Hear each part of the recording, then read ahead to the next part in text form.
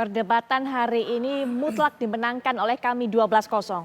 Itu yang dikatakan oleh Hotman Paris kepada media. Seperti yang sudah sempat saya kutip sebelum jeda tadi. Keterangannya kepada media menjelaskan bagaimana proses dari persidangan yang berlangsung membahas mengenai proses penghitungan dan juga aplikasi Sirekap. Kita akan lihat bersama karena tadi sudah sempat dikatakan juga oleh pihak 02 bahwa sudah tidak perlu sebenarnya membahas mengenai Sirekap ini karena penghitungan yang dipakai adalah penghitungan yang berlangsung secara berjenjang, penghitungan manual. Bagaimana kemudian keyakinan dari pihak 01 mengatasi ini dan juga melihat kira-kira hasil dari proses persidangan yang sedang berjalan. Untuk itu saya akan perkenalkan para narasumber yang sudah hadir bersama saya di studio. Sudah hadir tentunya, beliau merupakan pakar hukum tata negara, Profesor Andi Muhammad Asrum. Assalamualaikum warahmatullahi wabarakatuh. Selamat malam Prof. Asrun. Ya, alhamdulillah sudah buka puasa. Alhamdulillah sudah buka puasa. Kita ganggu buka puasanya dengan di sini ya Prof. Sudah selesai. Baik, ya. Dan juga tentunya mewakili dari pasangan 01, pasangan Anies Mohaimin atau pasangan Amin sudah hadir bersama kita juga yaitu Bang Mustafa Nahrawardaya. Assalamualaikum. Waalaikumsalam warahmatullahi wabarakatuh. Selamat malam, Mbak Nahra. Sudah, baik. Nah, ini kita juga memiliki narasumber lainnya yang bergabung secara daring yang juga merupakan saksi ahli KPU yaitu Prof. Marsudi Wahyu Kisworo. Selamat malam, Prof. Marsudi. Warahmatullahi wabarakatuh. Assalamualaikum warahmatullahi wabarakatuh. Selamat malam, Prof. Marsudi. Assalamualaikum warahmatullahi wabarakatuh. Baik. Waalaikumsalam warahmatullahi wabarakatuh. TNI yang ada di wilayah Kodam. Baik, Prof. Marsudi, langsung saja mungkin bisa diceritakan kepada kami bagaimana tadi proses di persidangan, apalagi kemudian ketika dikatakan dari pihak 02 bahwa sudah tidak perlu lagi adanya pembahasan mengenai Sirekap ini, pembuktian mengenai Sirekap ini. Silakan, Prof. baik. Terima kasih Mbak Putri. Suara saya kedengaran ya, Mbak? Kami bisa mendengar dengan jelas. Oke, iya. Baik, selamat malam semua nih. Ada sahabat saya Mas Tova, ini lama gak ketemu kita ya. Baik Mbak Putri, jadi begini, kita lihat undang-undang dulu ya. Jadi saya sampaikan, baik berdasarkan undang-undang itu, perhitungan suara yang sah dan dianggap legal itu adalah perhitungan suara manual berjenjang, mulai dari tingkat kecamatan sampai ke KPU pusat. Kenapa? Karena perhitungan suara di sana dilakukan secara terbuka, jadi banyak disaksikan oleh masyarakat. Yang kedua juga ditandatangani berita acaranya oleh para saksi, sehingga dianggap secara hukum menjadi sah dia. Demikian juga di undang-undang mengatakan begitu. Nah, Sirekap itu sebetulnya fungsinya pertama adalah untuk mempublikasikan C1. C1-nya ditampilkan gitu ya, tapi karena mungkin KPU ini agak kreatif ditampilkan juga angkanya gitu sehingga menimbulkan keributan ya. Dan ada banyak kesalahan konversi dari gambar atau tulisan tangan ke angka. Nah, tetapi ini nggak masalah. Kenapa? Karena misalnya kesalahan terjadi di kecamatan. Begitu pleno kecamatan, maka data di Sirekap itu akan diupdate dengan hasil perhitungan secara manual. Demikian juga ketika pleno di kabupaten kota, maka suara yang ada di Sirekap, angka di Sirekap itu diupdate oleh hasil perhitungan suara di kabupaten kota sampai ke KPU pusat. Sehingga sekarang posisinya setelah pleno KPU pusat dan keluar SK 360, maka kalau kita lihat isi Sirekap itu sama persis dengan hasil perhitungan suara berjenjang itu. Jadi di provinsinya juga sama dengan pleno provinsi, kabupaten kotanya sama dengan pleno kabupaten kota, kecamatannya juga sama dan seterusnya. Itu makanya saya agak surprise tadi ini judulnya kok semua berharap Sirekap. Sirekap itu nggak bisa nyihir, wong dia itu tidak digunakan untuk perhitungan suara kok. Yang dipakai adalah perhitungan suara manual dan sudah keluar keputusannya dalam bentuk SK KPU nomor 360. Jadi kalau mau dipermasalahkan sebetulnya SK 360 itu yang kalau mau kita permasalahkan angkanya, bukan Sirekap lagi karena isinya sama kok gitu. Itu kira-kira tadi Mbak. Baik, Bang Mustafa Nahra juga bagaimana mendengarkan tadi Bang Hotman begitu yakin, bahkan mengatakan kami kalau dari perdebatan ini menang 12-0, tidak ada perlu yang diributkan lagi, diperdebatkan lagi soal Sirekap ini. Sebelum komentar Bang Hotman ini saya pakai ini dulu nih. Nah, nih. Bukan emas ya? Bukan, beda ini beda level ini. Kalau ini hiasan biasa. Harganya kurang itu. Saya hafal betul dengan Pak Hotman.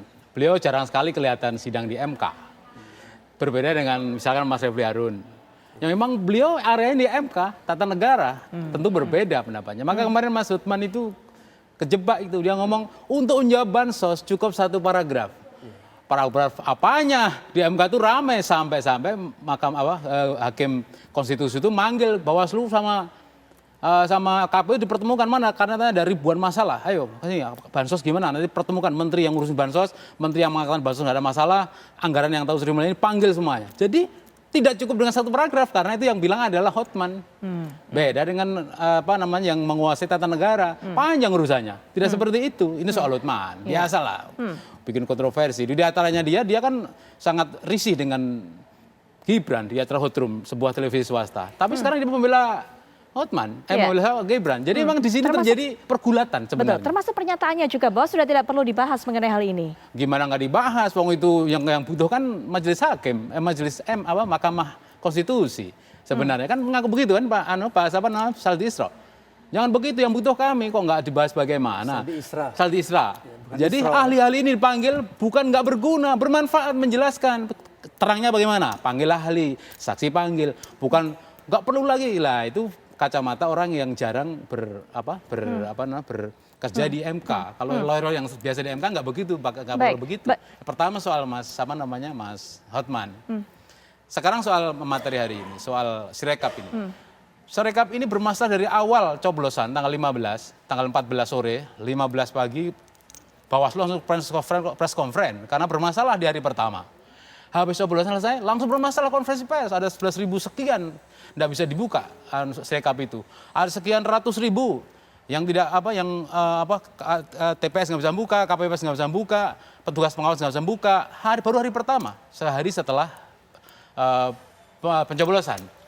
Kemudian tim kami menemukan pada sore harinya, pencoblosan tanggal berapa itu 14, sorenya sehabis maghrib. Gimana mungkin itu Sirekap itu sudah ada angka untuk ketiga paslon 1, 2, 3, digit pertama sudah nggak pernah berubah sampai sekarang. Paslon 1, digit pertama itu selalu 2, koma sekian yang itu berubah komanya. 2, 5 koma yang belakangnya itu berubah. 3, yang nomor 3 1 koma belakangnya itu ini seperti sudah terformat. Maka itu masuk dalam permohonan kami untuk diaudit. Karena apa? Proses dari awal, sebelum coblosan, saat coblosan, dan pasca coblosan itu menentukan angka ini. Jadi tidak sekedar angka yang kita persoalkan, tapi proses mendapatkan angka itu bagaimana? Haram atau halal? Kan persoalan gitu. Kalau hanya kita lihat angka saja, kita terjebak semuanya. Pasti yang menang akan menang terus, karena itu dihasilkan dari kecurangan, mohon maaf nih. Banyak terjadi kan, dilaporkan di media sosial, sekarang terbuka semua orang IT yang tidak di Timnas, yang nggak ada di TKN 02, yang nggak ada di 01, 02, semua bisa bekerja dan memelototi Sirekap ketika digunakan oleh KPU. Banyak masalahnya, maka semua bisa semacam ngetes ya, apakah ini bermasalah atau tidak, dan banyak masalah itu laporkan medsos, lapor ke tim 01, juga 03, nggak tahu 02 merasa ada kecurangan atau tidak. Kalau bahasa kami kecurangan, bahasa undang-undangnya pelanggaran. Ini sesuainya diksi saja. Tapi ini bermasalah berat. Meskipun dikatakan itu hanya alat bantu, tapi alat bantu ini efeknya luar biasa, membuat orang stres, membuat orang deg-deg-deg. Efek cybernya itu yang saya khawatirkan. Ini perang urat saraf menggunakan pertama dulu Quickcon dulu, lalu Realcon, lalu sekarang Sirekap dari awal sampai akhir ini cyber. Bagaimana mempengaruhi orang supaya yakin bahwa hasilnya itu sama. Malah aneh kalau hasilnya sama. Antara survei dengan Realcon kok bisa sama persis, malah janggal. Gitu. Saya tahan sampai di situ. Prof. Asrun bagaimana melihatnya? Karena kan sebenarnya dijadikan pedoman ini adalah penghitungan manual berjenjang. Adanya Sirekap hanya untuk supaya transparan kepada masyarakat supaya tahu begitu kan? Iya, ya itulah salah persepsi. Ya. Kalau kita bicara tentang hukum, kita melihat rujukannya pada undang-undang. Sirekap itu betul alat bantu kan. Dulu tahun 2019 namanya sistem hitung, ya kan bermasalah juga. Jadi yang kita lihat adalah hasil hitung manual yang diplenokan di KPU. Ya. Bahkan kalau ada masalah, misalnya masalah di TPS, itu bisa dikoreksi oleh di PPK atau di TPS sendiri. Jadi semua ini mekanisme terbuka. Yang penting baca undang-undangnya. Pahami sistem hukumnya, baru kita bisa berpikir secara benar, ya kan? Kalau sekedar riak-riak berteriak, ya rame-rame aja dapatnya, tapi intinya nggak dapat, ya kan? Esensinya nggak dapat. Kenapa persoalan suara penting, suara yang dihitung penting? Karena pemilu adalah refleksi kedaulatan rakyat. Yang dihitung, yang dipersoalkan terakhir adalah suara. Kenapa suara? Karena rakyat itu memberikan suara, bukan sekedar memberikan suara, dia ingin memberikan kontrak sosial kepada orang yang akan memimpin. Ya. Dan prosesnya harus benar. Kalau prosesnya nggak benar, digugat dari awal. Ada mekanismenya. Ditempuh nggak? Semua paslon ini menempuh mekanisme katakanlah gugatan, pelaporan terhadap mekanisme dianggap salah, ya, mekanisme dianggap dilanggar. Itu dilakukan 01, 02, 03 semua melakukan. Artinya apa? Dari segala proses, ya, proses sebelum pencoblosan, sebelum penetapan hasil itu sudah dilalui dengan baik. Semua dilakukan. Kalau memang toh tidak setuju dengan mekanisme, nggak usah ikut pemilu. Ya, bahkan sejak awal misalnya katakanlah penetapan pasangan calon, nomor urut, semua ikut, ya kan? Nggak ada yang mempersoalkan. Misalnya 01 keberatan terhadap 02, terutama Gibran, oh kami nggak mau ikut, nggak usah, bakal begini. Tapi kan semua ikut. Yeah. Bahkan Anies ya, memberikan nilai buruk sekali sama Pak Prabowo, artinya dia mengakui eksistensi Prabowo. Ada perdebatan cawapres ya, cawapresnya 01 Muhaimin Iskandar dengan Gibran. Saling berdebat, artinya saling mengakui ini kan. Jadi mekanisme semua ditempuh. Apalagi kemudian nomor urut, pencabutan nomor urut. Nggak ada yang bilang, oh kenapa harus ikut nomor urut. Nah ini nggak sah nih, nggak ada kayak gitu. Jadi posisinya legalnya adalah kita bicara soal legal, ya, bicara soal nomor hukum. Nggak bisa kita bicara perasaan, ya, prasangka, ya, kemudian juga spekulasi, nggak bisa. Jadi ini diributkan untuk katakanlah menutupi kekurangan bagaimana membuktikan persoalan perhitungan suara. Baik, Prof. Itu Asun. masalahnya. Mungkin saya tahan sampai di situ, nanti Bang Rahra bisa berikan pandangan, tanggapan juga apa yang disampaikan Prof. Asun. Kita akan kembali setelah jeda.